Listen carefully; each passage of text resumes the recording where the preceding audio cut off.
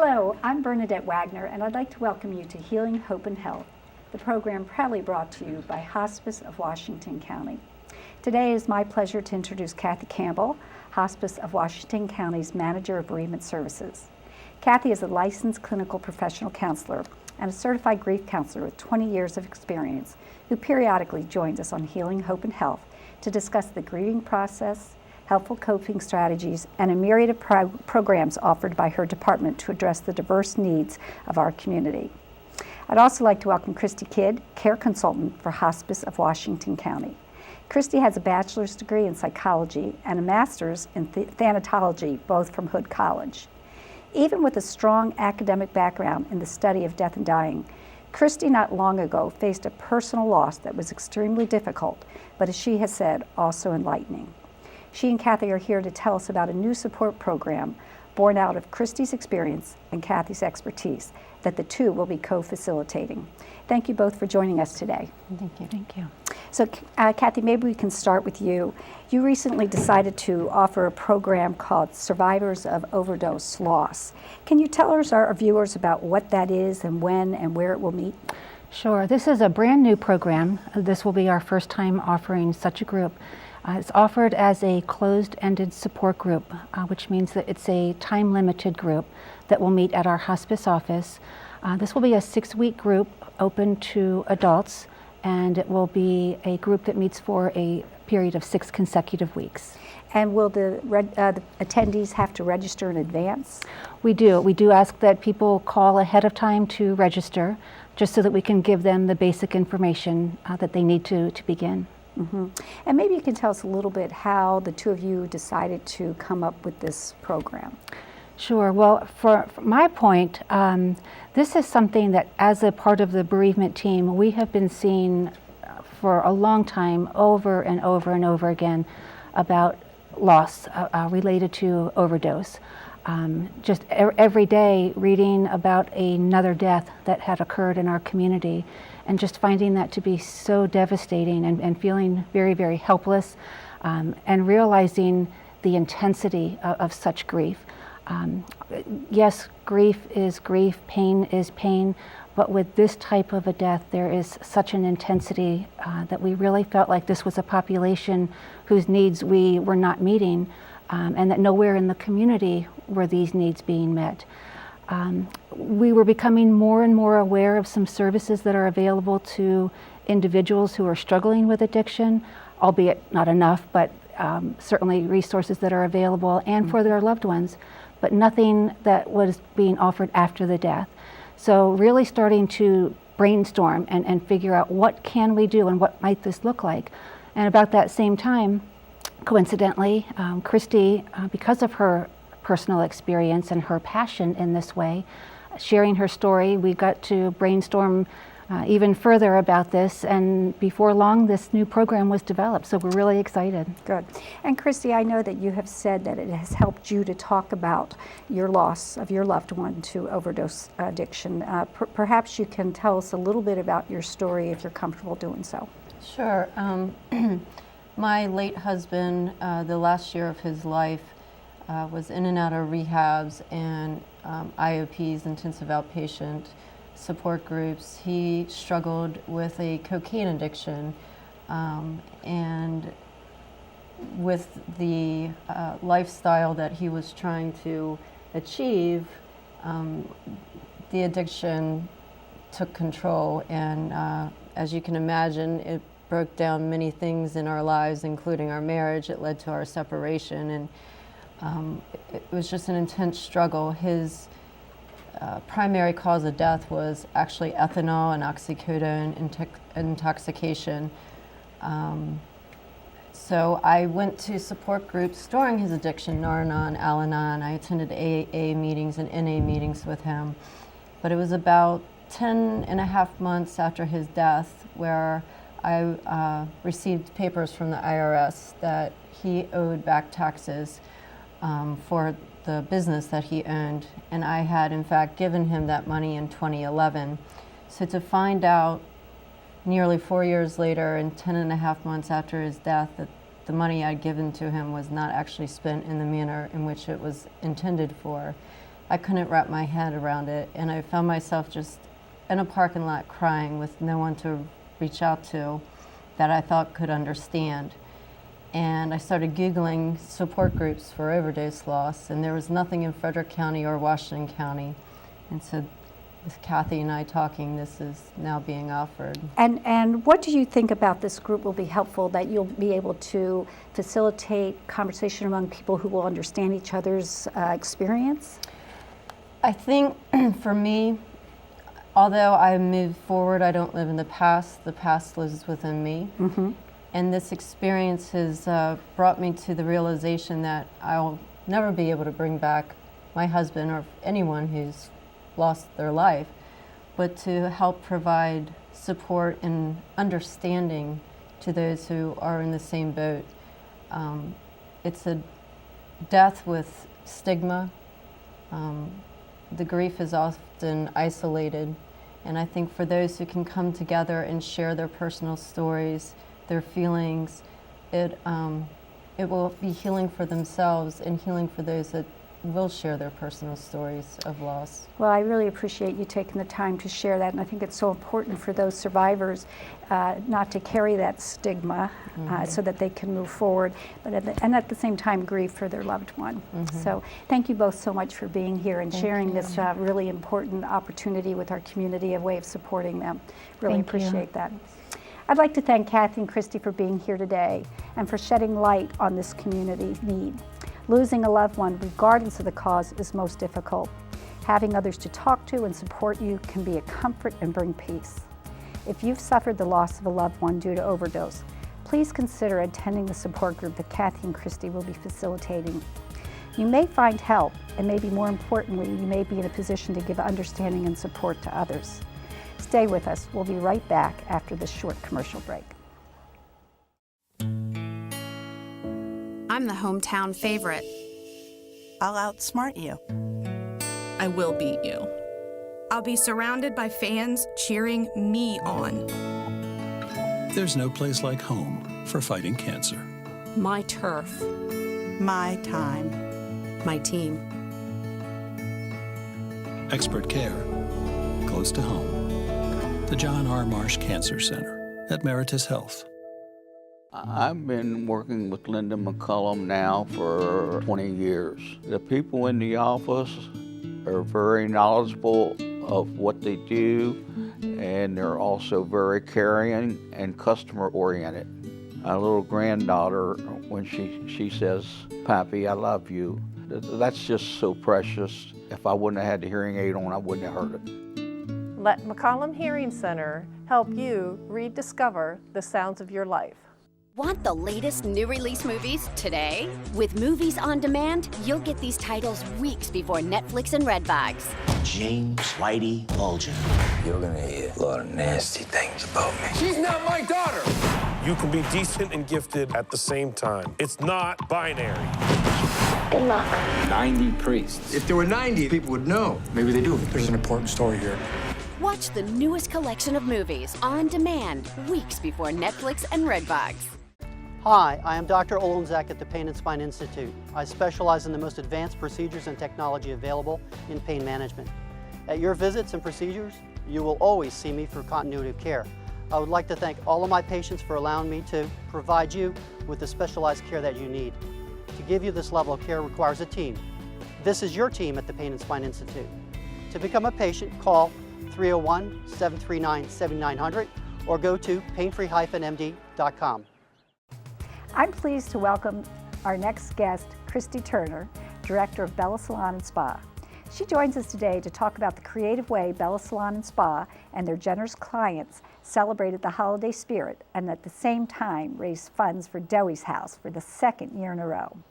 It is easy to see why Bella Salon and Spa, which is known as a full-service salon and spa, is also known for its support of local charitable organizations. Welcome, Christy. Thanks for being here. Well, thank you for having me. I appreciate it. So this is the second year in a row. Can you tell us a little bit about your holiday raffle and why it was that you and your sister decided to host this event? Oh, sure. Thanks. We decided to host the event. Hospice is very near and dear to us. Hospice was very supportive when our dad had Parkinson's, and they were very supportive for us at that time. So, of course, when we had the opportunity, we wanted to jump at the chance to raise money at the same time of Dewey's House. So that's our goal, is to help fund for that. The contest consisted of, we had $10 raffle tickets, and a client then, with purchasing that, had a chance to win a $1,000 Bella Salon and Spa gift card. So it was very successful. We raised $2,500, so we were very pleased with that, and thankful for our clients. That I'm sure you are. Yeah. Now, I had the chance yesterday to meet the winner. Can you tell us her name and Sure. what she's going to do with her gift certificate? Her name is Brenda Kiefer, a wonderful client, and she is paying it forward. She is sharing it with her cousin, and she is going to set up some spa services for her cousin and herself. And who is Tammy's? Is it Tammy Kiefer? No, Brenda Kiefer. Brenda Kiefer. Yeah, I just Yep. had a blank there. Who's Brenda Kiefer's dresser at the salon? Tracy Neff. So, okay. yeah. And so we got a picture of Tracy and Yes. Brenda together, and we'll be putting that on our Facebook page too. Thank you. Yeah. So how many clients does Bella Salon and Spa have? I mean, it's a huge salon. Oh, thank you. We're very fortunate. We have a couple thousand easily. So, yes. So Yes. make your appointments early. Make your appointments early if possible. That's yes, but we will always try to fit somebody in.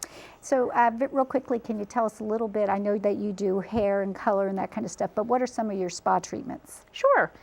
We offer massage, and when I do massage, we also have specialty services.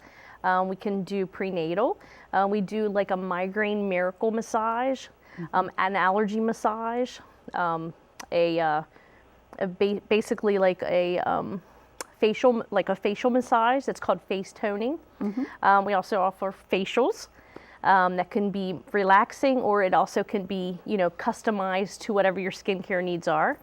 Manicure, pedicures, body treatments, full waxing services, and we also offer eyelash extensions. Wow. Yes. Well, that sounds really full service salon, right? Very much so. That's great. Yeah. Well, Christy, what was Brenda's reaction when she found out that she won? She was so thankful and so blessed, and it's just so wonderful seeing the reaction when they're doing it just out of the graciousness to support our cause and to give. So it's so nice when you have somebody that, that truly appreciates it and then wants to share it with someone else. I always think one of the things that's so nice about this is Bella Salon and Spa made a decision to support hospice in Dewey's House, which will be our first hospice house. We're going to be breaking ground on it in the spring. Yay. But more than that, through your business, you're able to educate the public and invite them to participate and support the endeavor as well. So we really are very grateful. Absolutely. Thank you. Yep. Thank you. I'd like to thank Christy for joining us on Healing, Hope, and Health. But even more, I'd like to thank the leadership at Bella Salon and Spa for supporting Dewey's House, on which construction will begin this spring. What I appreciate most about Bella Salon and Spa's raffle is that it engaged people from diverse backgrounds who came together to support an important community resource. And this hospice house will be open to anyone, not just those who can afford it. There are many ways that you can support Dewey's House, and if you're interested in doing so, I hope that you'll call Karen Giffen at 301-791-6360. Karen is our Director of Development. She'll be happy to talk with you. Thanks, and we'll be back after this short commercial break. People don't realize it takes a lot to care for a family member in your home. John's dad was very headstrong, so I think that was a lot for him to get over and try to come to terms with that he had terminal illness. I would recommend everybody to get hospice involved at the get-go. When you first learn about it, get it set up, it's going to make it, it's terrible what you're going through already, but it's going to make it easier for you in the long run because we couldn't have done it without them. Call Hospice today. Hospice of Washington County, when time matters most. I've been working with Linda McCullum now for 20 years. The people in the office are very knowledgeable of what they do, and they're also very caring and customer-oriented. My little granddaughter, when she says, "Pappy, I love you," that's just so precious. If I wouldn't have had the hearing aid on, I wouldn't have heard it. Let McCollum Hearing Center help you rediscover the sounds of your life. From the smallest item of jewelry to the largest ceramic elephant, every 10,000 villages handcrafted product makes a remarkable journey. All over the world, our products travel similar paths, over thousands of miles and years of artistic tradition. Our handcrafted gifts represent work that builds villages and sustains souls. They are the dream of a better life made real. Every product is a miracle.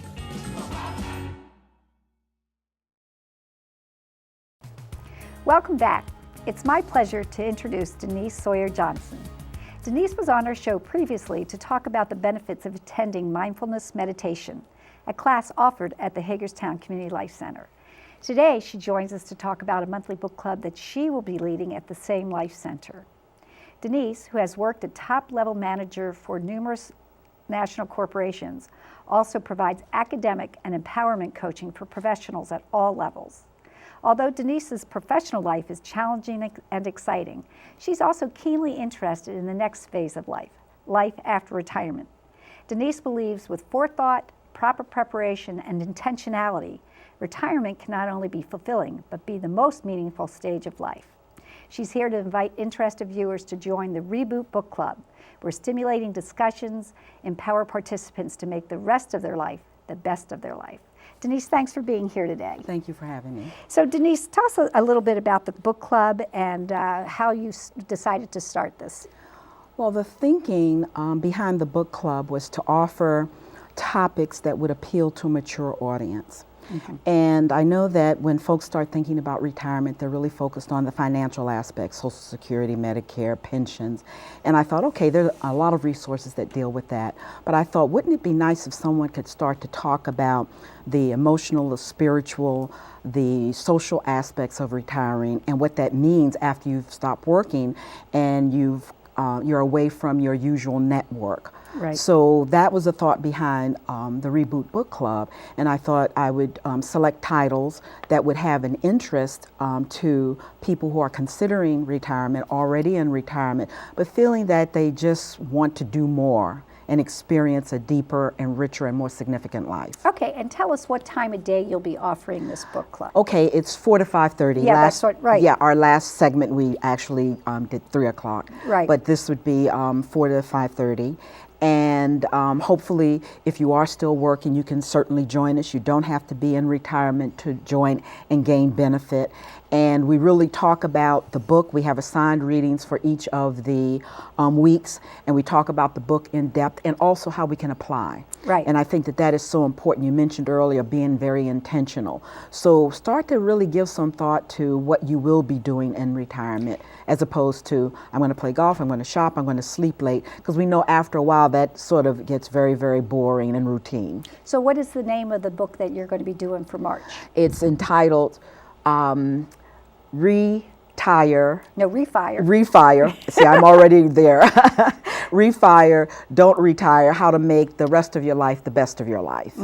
And that's really the key there. And we really focus on refiring intellectually, refiring emotionally, refiring physically and spiritually. So those are the aspects you often don't think about when you're retiring because you're so focused on getting the financial pieces together. And let me ask you a question, Denise. If somebody doesn't get all the reading done, can they still participate? Well, the way the setup of the club is? Absolutely. We have chapter notes, and if you haven't finished reading it, then still feel free to join us. You can also listen to the book on audio if you don't have time to sit down and actually read it. It's available through Audible. And there are copies in the library. You can get them from Wonder Books or Amazon.com. So there are many different ways to actually read. But if you don't have a chance to read, do know that we will have notes for each chapter and talk about it in detail and would welcome your input and your discussion and your insights. That's great. And Denise, this is going to take place at the Hagerstown Community Life Center, which is at 20 West Washington Street on the 3rd floor. And how many people will your club be able to handle? Up to 10? I would say up to 10, absolutely. Okay. That would be great. And I think the more the better in terms of people offering insight and resources that might be helpful to the participants. Yeah, I know we talked about maybe reaching out to people in the retired administrators, school administrators, administrators, to local Women's Professional Association, maybe to the volunteers at Meritus. Right. So we're hoping to get a good turnout and have some really lively discussions. I hope so. Yeah, well, I know you do a great job. Thank you. I enjoy it. Yeah, I'm so grateful that you were able to be here today and talk to us about that. Thank you. I'd like to thank Denise for joining us for today's show and for leading the Reboot Book Club at the Hagerstown Community Life Center. If you, like Denise, are interested in sharing your knowledge, skills, and expertise with our community, please know that Hospice of Washington County provides space at its community life centers at no cost to those willing to lead programs that enrich the community. We're so glad that you're joined us for today's episode with Denise, and we'll be right back after this short commercial break. Arbors Carson Jewelers has been your community jeweler for over 110 years. We have the region's largest selection of diamonds, designer jewelry, including bridal, gold, and silver fashion jewelry, and fine Swiss timepieces. We strive to combine quality, expert personal attention, and affordable financing to create an exceptional shopping experience aimed at exceeding your expectations. At Carson's Jewelers, there's something for everyone that will bring a smile to that someone special in your life. I'm the hometown favorite. I'll outsmart you. I will beat you. I'll be surrounded by fans cheering me on. There's no place like home for fighting cancer. My turf. My time. My team. Expert care, close to home. The John R. Marsh Cancer Center at Meritus Health. From the smallest item of jewelry to the largest ceramic elephant, every 10,000 villages handcrafted product makes a remarkable journey. All over the world, our products travel similar paths, over thousands of miles and years of artistic tradition. Our handcrafted gifts represent work that builds villages and sustains souls. They are the dream of a better life made real. Every product is a miracle. Want the latest new release movies today? With Movies on Demand, you'll get these titles weeks before Netflix and Redbox. James Whitey Bulger. You're gonna hear a lot of nasty things about me. She's not my daughter. You can be decent and gifted at the same time. It's not binary.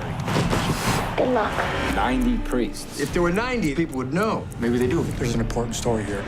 Watch the newest collection of movies on demand weeks before Netflix and Redbox.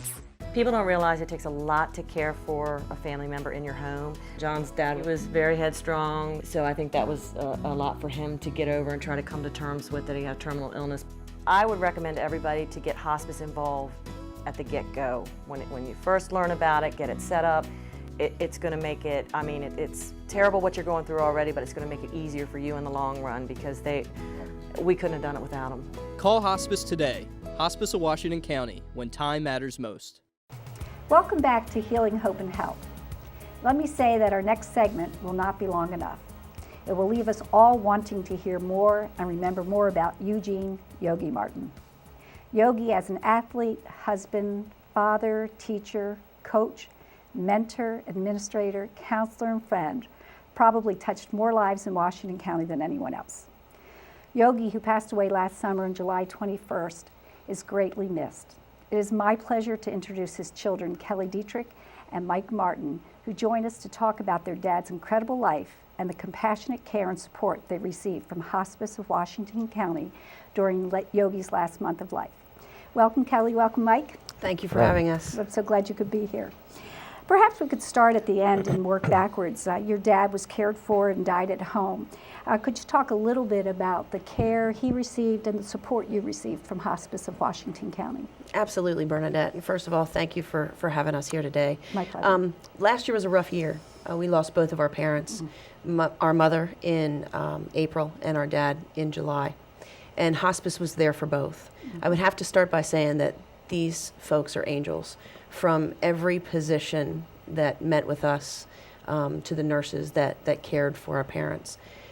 I think that the biggest thing that was there for us, it took a huge weight off our shoulders to make sure that we were providing the best possible care for our parents and that they were peaceful and that they weren't in any pain.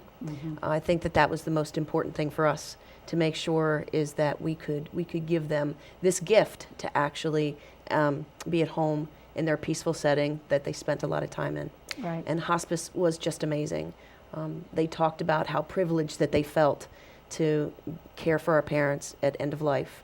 And they truly are amazing people, and to do that job day in and day out, it truly takes a special person. You know, the CNAs, the nurses, the physicians, the social workers, the chaplains, they all are tremendous support. Mike, did you have anything you wanted to add? I know, just the fact we were nervous when the thought came in to do it for Mom. We were debating because we were scared. And I think when we talked to the people that came in initially, they made us feel comfortable. And everyone that came into the house, and you mentioned the chaplain, you mentioned, you know, the nurses, the CNAs, we actually learned from them, and they don't let you hang in alone. I mean, they're there with you when you need them, but they also teach you to do the right things too. So that's great. That was Dad's request. Dad had 2 requests when he was going through chemo. When he decided to stop, he said, I want hospice to come in, I want to be at home, and I want you guys there when I die. And all 3 of those things happened. That's so great. Would you recommend that other families seek hospice care? Completely. It's not as overwhelming or intimidating as you might think trying to care for a loved one that's going through it. They're there with you. You call at any time, and usually they're there within minutes. That's great. So it's completely. I've even found myself wondering how I could help hospice with anything that they're doing, because they were a blessing to us. That's great. Well, I had the pleasure of working with your dad for 8 years, so this is a special privilege to me. And I think 3 of the words that best describe your dad are compassionate, optimistic, and other-centered. And I was wondering if you can tell us a little bit about your dad and how you would describe him, what traits you would attribute to him. Wow. Well, compassionate definitely is one. Compassionate and enthusiastic. Dad never did anything with a half full glass. He always did everything with 100% compassion and 100% enthusiasm. Whether it was baling hay at his farm when he was growing up, or playing sports, or working with the students in Washington County, or the athletes and the teachers, or if it was just with us at home. You know, working with us, it just meant a lot that Dad cared so much about everything that he did, that he was very compassionate about what he did and about how he felt in the decisions that he had to make on a daily basis in his role. Yeah. Mike, the other day Kelly said to me that she said you 2 joked about your dad didn't have 2 children, but he had 1,000 children. What is the story behind that? Dad loved every kid that he could. We were fortunate to live with him. We were his son and his daughter, and now, you know, my son Jack, he loved him, but you could see it. I mean, I had the privilege of having Dad as a coach a lot through my youth league sports, and he would take kids under his wing. We would take them to practice. We would take them home. He would make sure that they had things that they needed. But the things, it was interesting because, you know, sitting in the car going to and from practice with Dad, or to and from games, he would coach me and teach me the same way I'd hear him say the same things to other kids that were playing as well. So I would just get to hear him twice. Right. I'd hear him at practice, and then I get to hear him. You know, I get to hear him on the way home then too. That's great. But yeah, every kid was part of our family. We have just a little bit of time left, and I wanted to know if very quickly you could tell me what was the best advice that your dad gave to each of you. Always give 110% at whatever you do. You always have to put your all into everything, and to always give your best. That was Dad's saying for us: give your best. And do you have anything else? Do what's right. Do what's right. Do what's right. He anytime I'd go to Dad for advice about decisions, about problems, I'd always hear, do what's right. And I hear those words every day in the challenges that I have with my job. And you know, I find myself with tough decisions, and in the back of my head I hear, do what's right. That's great. Well, thank you both so much for being here. Thanks so much. I'd like to thank Kelly and Mike for being here today and for honoring the memory of their dad, Yogi Martin. I'd like to end with an excerpt from a poem by Bessie Stanley that captures the essence of Yogi's life. He has achieved success who has lived well, laughed often, and loved much, who has enjoyed the respect of intelligent men and the love of little children, who has looked for the best in others and given the best he had, whose life was an inspiration, whose memory a benediction, Thanks for joining us today. We'll see you next time for Healing, Hope, and Health.